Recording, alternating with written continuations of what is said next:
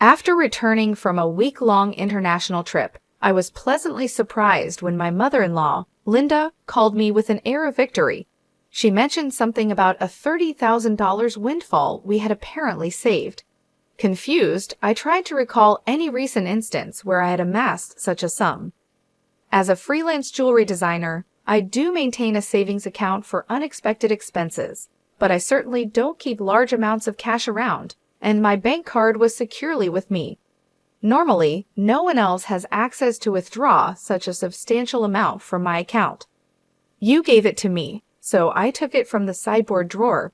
You guys are doing well, so it's fine, Linda declared over the phone, leaving me bewildered.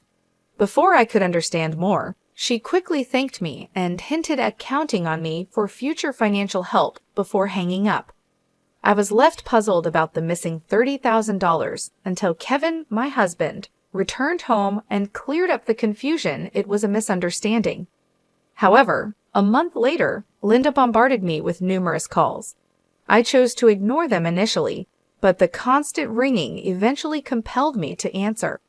Over 60 missed calls displayed on my phone screen was disconcerting. As I picked up, Linda's shrill voice filled the room, accusing me of ignoring her. Her tone suggested she felt wronged, but to me, it was merely the consequences of her assumptions. My life as Mary, a 35-year, busy freelance jewelry designer wanting children but overwhelmed by work, is shared with my equally busy husband, Kevin. He originally had a corporate job, but now assists me in managing my growing design business. Early in our marriage, my designing gigs were sparse, and we largely depended on Kevin's steady income. Now, as my business flourishes, our roles and responsibilities have evolved, but so have our challenges, like dealing with unexpected family misunderstandings about money. As I neared the age of 33, my career as a jewelry designer had begun to flourish, necessitating better organization of my increasingly hectic schedule. Sensing the growing demands of my business, my husband Kevin, who was well placed in his company and on track for promotion, made a bold decision. He resigned from his job to partner with me, applying his skills in management to our joint venture. Together, we secured contracts with prestigious international brands, enhancing both our professional and personal lives. However, managing success came with its unique set of challenges, particularly involving Kevin's mother, Linda. Living alone in the family home, she perceived our lives through a lens of luxury and often approached us with financial requests. "You always seem to be living so lavishly. I'm jealous," she would comment. As part of my role, attending product launches and dinners with executives was routine, yet Linda saw these obligations as mere leisure. Her requests grew more personal over time. "I want to throw a party for my friends soon. Can you give me some money for it?" she asked on one occasion. Although it might appear that we could easily afford such expenses, maintaining our business image was costly and filled with obligations that we couldn't ignore. We weren't living in luxury. These were necessary aspects of our work. Linda, draped in envy and often sarcasm, failed to grasp the nature of our expenses. "Dressed up beautifully, eating at expensive places, I envy you," she'd say. Despite my repeated refusals, Kevin, being her son, would occasionally acquiesce to her demands, reasoning that a little financial help was a small price for peace.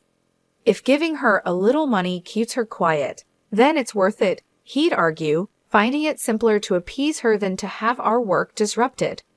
Yet Linda's demands only escalated.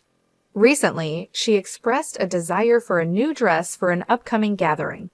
Just the other day, Linda came over and pestered Kevin. "Wouldn't a two-piece suit work? We've been asked to buy clothes before. There might be cheaper options, but what Linda wants is certainly not cheap," I explained. Her rebuttal was that it was a fancy party and she couldn't be the only one dressed in old clothes. Furthermore, she insisted on a matching bag, leaving us exasperated.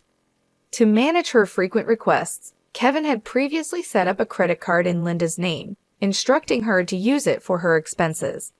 Initially, she overspent significantly and was cautioned by Kevin. Although he asked her to inform us before making significant purchases, she continued her extravagant spending. This pattern of financial demands has left both Kevin and I at our wits' end, trying to balance the delicate act of supporting family while maintaining the integrity and sustainability of our business.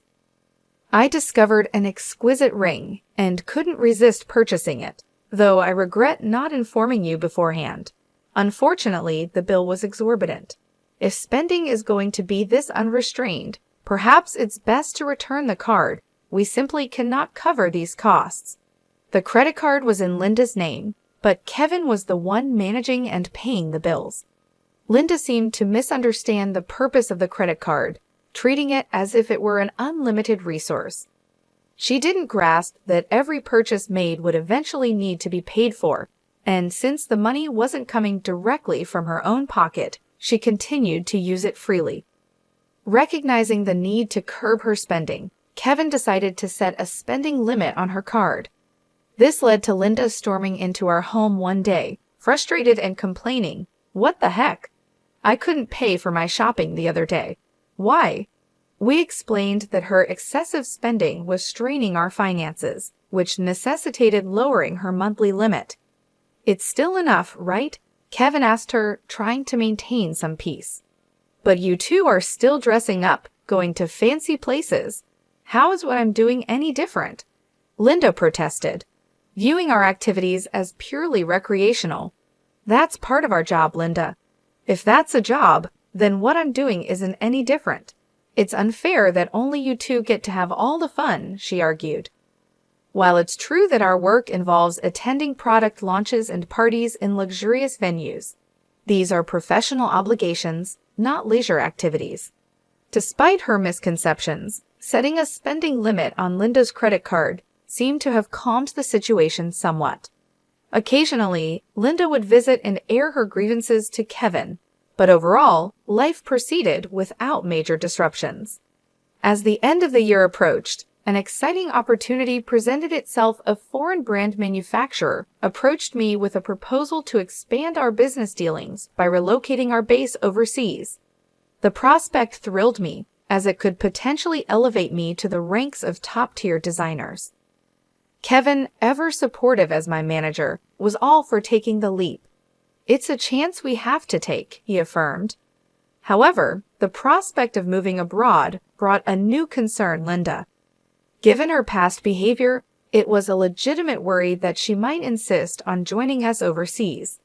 The idea of living internationally was appealing, yet the thought of dealing with Linda's demands in a new country was daunting.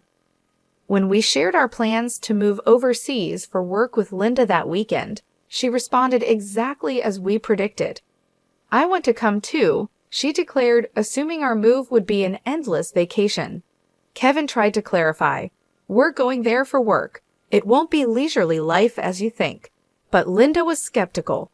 "You're trying to trick me. You plan to live even more lavishly there without me watching." "We're not moving there permanently. We'll come back after our work is done," I explained, trying to ease her concerns. Yet, she retorted, "You're saying that, but you're planning to leave me behind, aren't you?" Exhausted by this repetitive argument, Kevin and I were both weary. In an attempt to compromise, Kevin suggested, "Okay, we can't take you with us, but how about we pay for a week-long trip for you instead?" Linda perked up at this. "Really? Are you sure?" "We'll cover your flight and hotel, but you'll need to manage the rest," Kevin affirmed. Pleased, at least for the moment, Linda left our house half-happy. However, the peace was short-lived. A few days later, while Kevin was preoccupied with the overseas move arrangements, Linda dropped by unexpectedly. "Hey, Mary," Kevin said that, "but I want to shop over there too. Can you give me some money?" she asked. "What about the card that Kevin gave you?" I inquired, knowing she had a designated credit card for such expenses. Linda's face fell. "That's the thing. Kevin finally took it away from me the other day." It appeared she had been reprimanded for overspending, and anticipating the challenges of managing finances with different currency rates overseas, Kevin had confiscated the card. "I don't have that kind of money on hand either. I can't give you money without Kevin's approval. Can you ask him? I suggested, knowing full well Kevin's stance. It's no use asking him, that's why I'm asking you, she pressed, raising her voice in frustration. Linda did end up going on a 10-day trip abroad, which I assumed Kevin managed to fund somehow. Upon her return, she called me, brimming with excitement. I'm back, and it was so fun. She excitedly shared tales of her sightseeing and dining adventures, though I hadn't asked. And I overbought souvenirs, couldn't fit them in my suitcase, so I had them shipped here. Can't wait for them to arrive. That's nice, I replied, trying to keep my tone neutral despite feeling a bit overwhelmed. Thanks to the money you saved up, I had a blast, she exclaimed. Saved up money? What are you talking about? I responded, puzzled and a bit alarmed, having no recollection of setting aside money for her splurge. I had set aside some savings specifically for business emergencies, all securely stored in my bank account. Therefore, it was baffling when Linda mentioned withdrawing a significant sum of money. You really didn't notice. You're surprisingly oblivious, she remarked. Despite her claims, I had absolutely no memory of such money. I found it in your house's sideboard drawer, she said, claiming she took $30,000. I was stunned. Why would such a large amount of cash be stashed away at home, especially not in a drawer where anyone could find it? Confused, I confronted her. I'm not sure what money you're talking about, but taking it from our house without permission is theft, even if you're family. Do you understand that? Linda's response was unsettlingly casual. That's why I'm telling you now. I used it. Consider it a post-factum report, she declared unapologetically. I have no idea about this money, but if you took it and used it without telling anyone, that's a crime. And if it was something Kevin had set aside for an important transaction, it's even more serious, I explained, trying to make sense of the situation. Despite this, there hadn't been any noticeable disruptions in our business finances during her trip. You two live so extravagantly, so why can't I have a little of that? Think of it as doing a favor for your parent. It's not a big deal, right? She rationalized, showing a sense of entitlement that was hard to comprehend. It's one thing to ask for help from your son and his wife, but this is not how you should behave after taking someone else's money, I replied, still in disbelief. I'm glad you enjoyed your trip, but I'll have to discuss this with Kevin when he returns. Kevin will understand. After all, I'm his only mother, and $30,000 isn't much to him, she assumed. All right, I'll pass the message along, I said, astounded by her lack of awareness. Later that evening, when Kevin came home, he looked troubled. Mary, do you know about the money I left in the drawer? He asked urgently. 15 days ago, I withdrew it from my bank account, and now it's gone. Keeping such a large sum in a drawer, didn't you think it was careless? I needed cash immediately for an urgent payment. Do you know anything about it? It suddenly clicked. Linda's earlier call thanking me for the $30,000 and mentioning how much fun she had made sense now. It was Kevin's money, meant for a crucial purpose. Kevin, today, Linda called, thanking us for the $30K and saying she had a blast with it. I didn't understand what she meant until now, I explained, piecing everything together. So it was Kevin's money, but what was such a large amount meant for? Hey, if it wasn't for a business payment, we've been doing bank transfers for a long time, right? Why cash all of a sudden? I questioned, trying to understand the whole scenario while dealing with the ramifications of Linda's actions. I was aware it was Kevin's money that had disappeared, but the full context was still unclear to me. Linda, it turned out, had taken the money without informing us, and I needed to understand why. What do you mean? I asked Kevin, puzzled by the situation. Kevin began to unravel the backstory. After he had reduced the credit limit on Linda's card, she started secretly borrowing money from various sources, including consumer finance cards and credit cards she had opened without our knowledge. When Kevin discovered her growing debt, he took away all her cards and withdrew cash to settle her debts directly, aiming to bypass the banking system to keep our business accounts clean and maintain trust with our partners. This was also partly a farewell gesture, as we're moving abroad and won't be around to manage such issues for her, Kevin explained. I plan to handle her debts discreetly to prevent our financial records from getting complicated. A month had passed since then, and as I was busy packing for our move, Linda's frequent calls became hard to ignore. When I finally took her call, her voice was tinged with desperation. "Why aren't you answering my calls? I've called so many times," she said, almost in tears. "I'm sorry, Linda. I've been caught up with the move. What's going on?" I asked, trying to remain calm and give her a chance to explain her side. "It's not just one thing, it's everything. They're asking for payments almost every day. It's too much," Linda confessed, her voice cracking under the strain. "Have you tried contacting Kevin about this?" I inquired, hoping she had sought his help first. "He seems to be blocking my calls. I can't get through to him at all. Mary, you're my only hope now. Please, help me," she pleaded. I realized then just how complex the situation had become. Linda's financial recklessness had led her into a labyrinth of debt, and now, isolated from Kevin's assistance, she was turning to me as her last resort.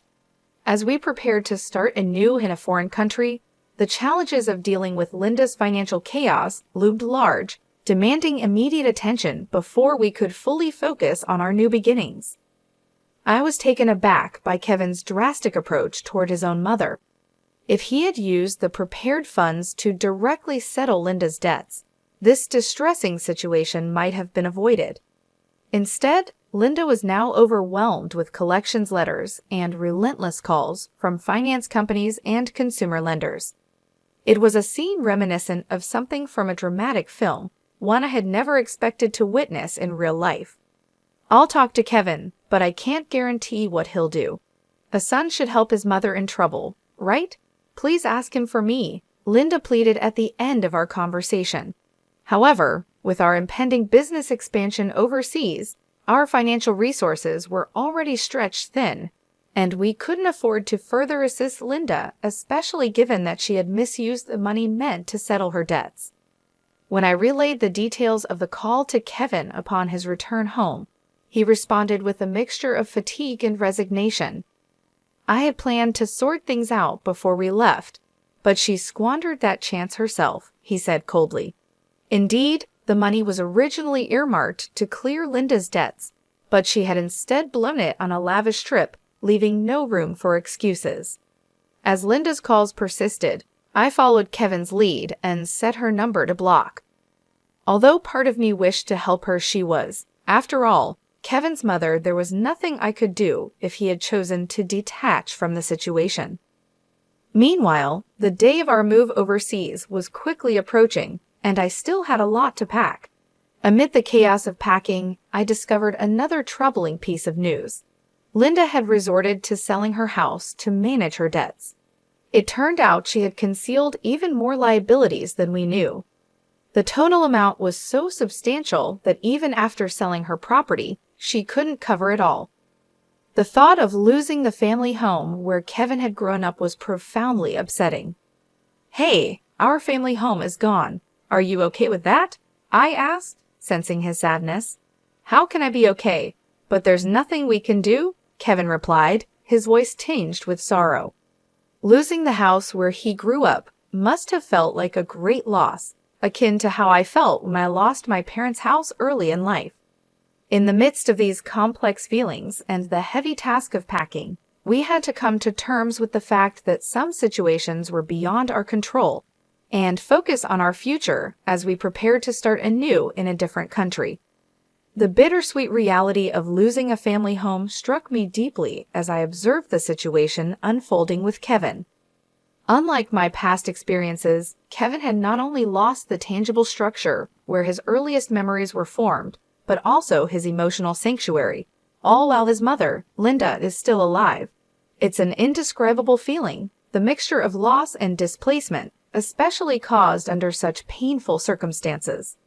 The impact is profound and complex, far more than mere bricks and mortar, It's about losing a part of one's history and the comfort of a place to return to that no longer exists. Linda, now residing in a modest apartment, faces the daily grind of managing her debts. She works part-time, a reality that is challenging given her age. Employment opportunities for the elderly are not just limited, they're often physically demanding and less rewarding.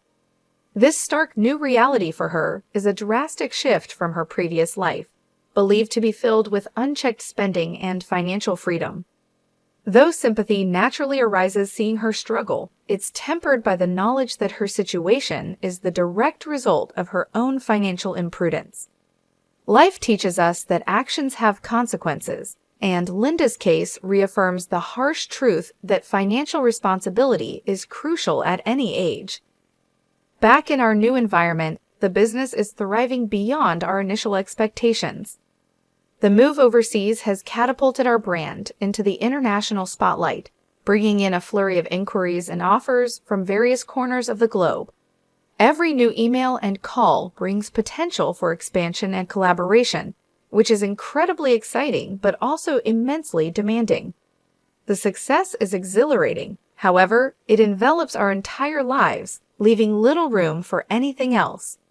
Days blend into nights as we navigate time zones and cultural nuances, striving to make the most of this golden opportunity. Despite the professional achievements, our personal lives bear the weight of our relentless schedules. The dream of expanding our family seems more like a distant vision, something we hope to circle back to when the waves of immediate demand subside. Kevin, who juggles multiple roles from logistics to client management, feels this strain acutely. As partners in both life and business, we find ourselves pondering the future and our priorities, wondering how we can align our professional goals with our personal desires. As I look out of our apartment window, taking in the view of the foreign cityscape, the neon lights blur into the night, mirroring the blur of our daily lives. It's a view filled with promise and anonymity, a stark contrast to the familiar streets we once knew. This city, vibrant and relentless, is now our home, yet it starkly contrasts with the quiet, steady life we left behind. The complexity of our new life is exciting, but also daunting, filled with endless tasks and decisions that challenge us at every turn. Navigating this new chapter, I often find myself reflecting on Linda's situation and the broader implications of our familial and financial decisions.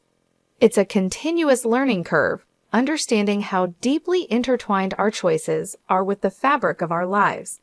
Each decision, each sacrifice, and each success shapes not just our immediate circumstances, but also the legacy we leave behind. As we build this new phase of our life, we remain mindful of the delicate balance between achieving success and maintaining the relationships that define who we are beyond our business achievements.